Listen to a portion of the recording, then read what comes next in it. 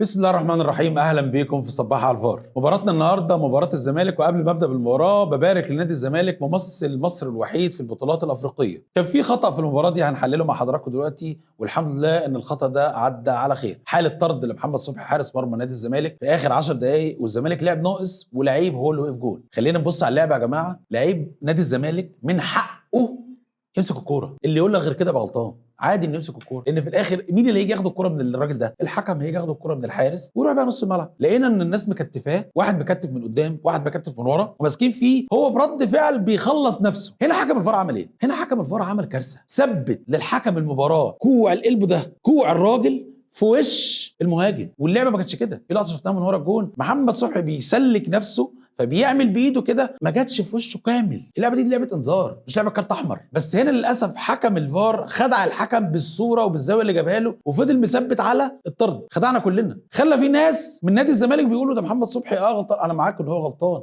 بس يا جماعه احنا بنطبق قانون. الحكم لو طبق القانون والفار لو جاب له الزاويه السليمه في تطبيق القانون ما كناش هنروح اللعبه دي. لعبه زي دي لو نادي الزمالك دخل فيه جول كان ممكن يخرج بالبطوله، كانت تبقى مؤثره جدا، تبقى كارثه. انا بنصح لاعيبتنا ان يبقوا مركزين في الالعاب اللي زي دي. ما ينفعش انت كلاعب في نادي الزمالك في مباراه مؤثره زي دي تغلط غلط زي ده، رغم ان احنا بناكد ان الحكم كان غلطان في الكارت الاحمر، بس انت كمان برضه كلاعب ما ينفعش تغلط غلط زي ده. كان ممكن يكلف نادي الزمالك ويكلف مصر خساره بطوله في افريقيا. ودايما خليكم معانا عشان الحقيقه ما تتوهش.